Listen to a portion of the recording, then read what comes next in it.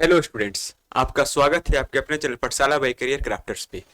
तो आज हम लोग चैप्टर नंबर 5 हिंदी का नागरी लिपि का जो महत्वपूर्ण एमसीक्यू है ना, इस चैप्टर का हम लोग 20 महत्वपूर्ण प्रश्न को करने वाले हैं जो आपके बोर्ड एग्जाम में हमेशा पूछे जाते हैं। ठीक है, इस चैप्टर का सबसे महत्वपूर्ण क्वेश्चन है जिससे कि हर बार क्वेश्चन ये सब पूछे गए हैं आपके जितने भी पिछले सालों में एग्जाम बोर्ड एग्जाम हुए हैं उसमें। ठीक है, तो आप लोग चैनल पे नए हैं तो चैनल को सब्सक्राइब कर लीजिए। वीडियो अच्छा लगेगा तो वीडियो को लाइक करिए, खराब लगता है डिसलाइक करिए। अगर हमारे लिए कुछ सुझाव है तो कमेंट बॉक्स में अपना सुझाव दे सकते हैं। और हमारा ग्रुप जो है व्हाट्सएप और टेलीग्राम ग्रुप, उससे जाइए और जुड़ जाइए, जिसका लिंक आपको डिस्क्रिप्शन बॉक्स में मिलेगा। तो शुरू करते हैं आज का सबसे फर्स्ट नंबर क्वेश्चन से कि रामायण की रचना किस भाषा में है। कह रहा है जो ये रामायण है ना, ये रामायण की रचना किस भाषा में है। तो किस भाषा में है तो संस्कृत में। किस भाषा में? संस्कृत में है। ऑप्शन नंबर इसका ये सही आंसर हो जाएगा। ठीक है, आप लोग इसका कमेंट में आंसर दे सकते हैं। ठीक है, चलिए क्वेश्चन नंबर 2, दक्षिण भारत की नागरी लिपि को क्या कहते हैं। कह रहा है जो दक्षिण भारत की नागरी लिपि है उससे हम लोग क्या कहते हैं। क्या कहते हैं तो उसे नंदी नागरी कहते हैं। क्या कहते हैं? उसे नंदी नागरी कहते हैं। ऑप्शन नंबर 2 का सी सही आंसर हो जाएगा। तीसरा है हिंदी के आदि कवि है। कह हिंदी के आदि कवि कौन है। तो कौन हो जाएंगे? तो इसमें सही हमारा क्या आंसर हो जाएगा? श्रहपाद। क्या? श्रहपाद। Option number C. हिंदी के आदि कवि कौन है तो श्रहपाद है ना। ऑप्शन नंबर इसका सी करेक्ट आंसर हो जाएगा।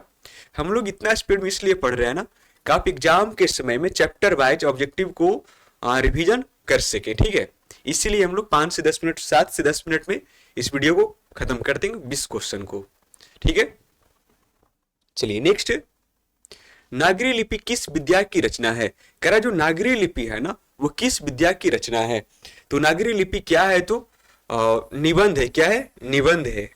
नागरी लिपि क्या है? हमारा निबंध है। ठीक, ऑप्शन नंबर सी सही आंसर होगा। ठीक है, चलिए क्वेश्चन नंबर 5 है, दोहा कोश किसकी रचना है। कह रहा है जी दोहा कोश किसकी रचना है। दोहा कोश किसकी रचना है तो श्रहपाद की है ना। श्रहपाद। ऑप्शन नंबर ए सही आंसर हो जाएगा। ठीक है, चलिए क्वेश्चन नंबर 6 देखते हैं, तमिल मलयालम तेलुगु कन्नड़ भाषाएं हैं। कह रहा है तमिल मलयालम तेलुगु कन्नड़ भाषाएं हैं। उत्तर भारत के, दक्षिण भारत के, या फिर पूर्वी भारत के, या फिर पश्चिमी भारत के। तो ये सब भाषाएं कहाँ का है तो दक्षिण भारत की है ना। ये सभी भाषाएं कहाँ की है तो दक्षिण भारत की है। कहाँ की? दक्षिण भारत की हो जाएगा। ठीक है, चलिए क्वेश्चन नंबर 7 है, देवनगरी किसे कहा गया है। कह रहा है देवनगरी किसे कहा गया है। ए है मथुरा, बी है बनारस, सी है हरिद्वार, डी है काशी। तो देवनगरी किसे कहा गया है तो काशी को। किसे? काशी को कहा गया है ना। देवनगरी किसे कहा गया है तो काशी को कहा गया है।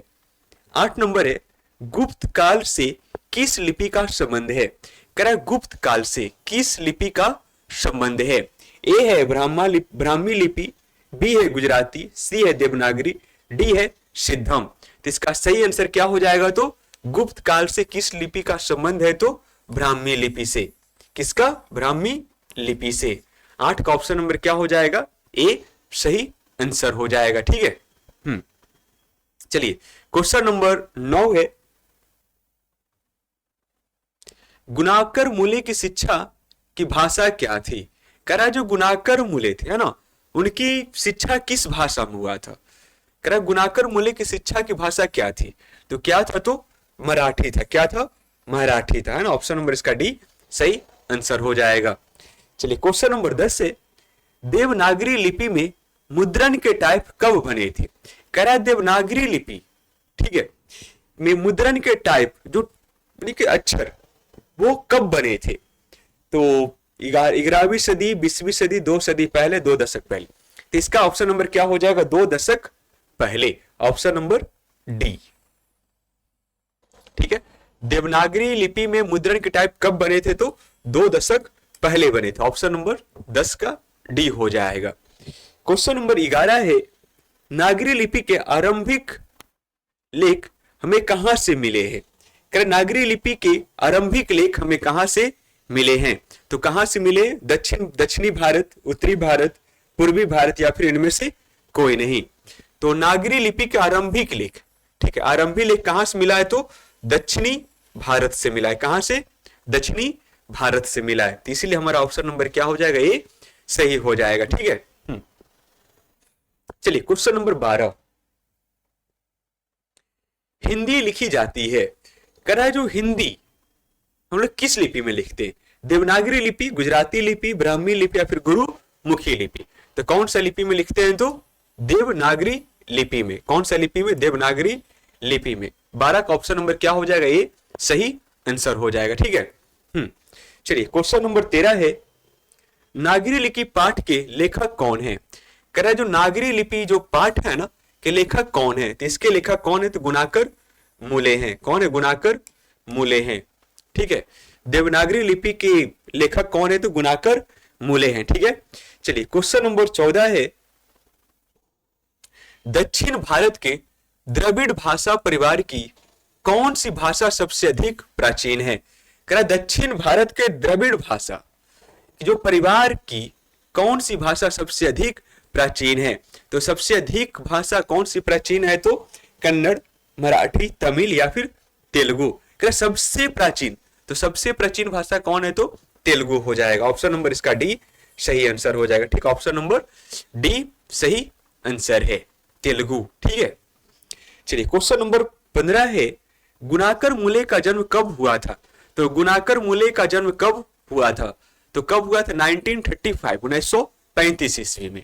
ठीक है, गुणाकर मूले का जन्म कब हुआ था? तो 1935। ऑप्शन नंबर डी है ना, ऑप्शन नंबर डी सही आंसर हो जाएगा। ठीक है, चलिए क्वेश्चन नंबर 16 है कि मराठी भाषा की लिपि है, कह रहा है मराठी भाषा की लिपि है, मराठी, देवनागरी, ब्राह्मी, या फिर गुरुमुखी? तो कह सकते हैं मराठी भाषा की जो लिपि है ना वो क्या हो जाएगा? तो देवनागरी हो जाएगा। क्या हो जाएगा? देवनागरी हो जाएगा। ठीक है, option number B, option number इसका बी सही आंसर हो जाएगा। ठीक है, चलिए क्वेश्चन नंबर 17 है, अक्षरों की कहानी किनकी रचना है? कह रहा अक्षरों की कहानी किनकी रचना है? हजारी प्रसाद की, अनामिका की, गुणाकर मूले की, या फिर इनमें से कोई नहीं? तो अक्षरों की कहानी किनकी रचना है? तो गुणाकर मूले की है। किनकी है? गुणाकर मूले की है। ठीक है, ऑप्शन नंबर इसका सी सही आंसर हो जाएगा। नेक्स्ट है 18 नंबर प्रश्न हमारा, गुणाकर मूले का निधन कब हुआ था? कह रहा है जो गुणाकर मूले थे उनका निधन कब हुआ था? 2009 ईस्वी में। जन्म कब? 1935 में, और निधन कब? 2009 में। तो गुणाकर मूले का निधन कब हुआ? तो 2009 ईस्वी में, है ना, 2009 ईस्वी में। ऑप्शन नंबर ए सही आंसर हो जाएगा इसका। नेक्स्ट है सिद्धम क्या है? कह रहे जो सिद्धम क्या है? महात्मा योगी एक प्रकार की लिपि, या फिर सभी? तो सिद्धम क्या? एक प्रकार का लिपि है ना, एक प्रकार की क्या है? वो लिपि है। ठीक, ऑप्शन नंबर इसका सी सही आंसर होगा। ठीक है, और सबसे लास्ट प्रश्न 20, नागरी लिपि पाठ किस लिपि में रचित है? कह रहा है जो नागरी लिपि है ना, जो नागरी लिपि पाठ किस लिपि में रचित है? तो किस लिपि में रचित है? तो देवनागरी लिपि में। कौन सी लिपि में? तो देवनागरी लिपि में रचित है। तो ये था हमारा आज का 20 प्रश्न। हमने बहुत ही कम समय में 20 क्वेश्चन को देखा, और ये 20 क्वेश्चन जो है ना आप एग्जाम के समय आप इसको रिवीजन कर सकते हैं। ठीक है, एक बारे मान लीजिए टोटल 28 चैप्टर हम लोग पढ़ेंगे चैप्टर वाइज, उसके बाद मिसलेनियस भी हम लोग हिंदी का देखेंगे। तो हमें आशा है कि यहां तक आपको वीडियो अच्छा लगा हो, समझ में आया हो, या फिर कह सकते रिवीजन हुआ हो। ठीक है, तो आप लोग वीडियो को लाइक कर दीजिए। बाकी मिलते हैं हम लोग नेक्स्ट वीडियो में। तो उससे पहले आप हमारा ऐप को इंस्टॉल कर सकते हैं। अगर आपको किसी प्रकार का पीडीएफ चाहिए तो डिस्क्रिप्शन बॉक्स में लिंक दिया हुआ है, जाइए वहां से आप बहुत ही मिनिमम फी में आप परचेस कर सकते हैं। बिल्कुल पीडीएफ फॉर्म में, नोट्स, क्लास 10th या फिर बोल सकते हैं मैट्रिक का सारा का सारा पीडीएफ आपको एक वेबसाइट पर मिल जाएगा, ठीक है, जिसका लिंक आपको डिस्क्रिप्शन बॉक्स में मिलेगा। अगर आपको बोर्ड पीडीएफ चाहिए तो आप हमारे टेलीग्राम ग्रुप और व्हाट्सएप ग्रुप से जुड़ जाइए, ठीक है, जिसका लिंक आपको डिस्क्रिप्शन बॉक्स में मिल जाएगा, ठीक है। तो बाकी मिलते हैं हम लोग नेक्स्ट पार्ट में।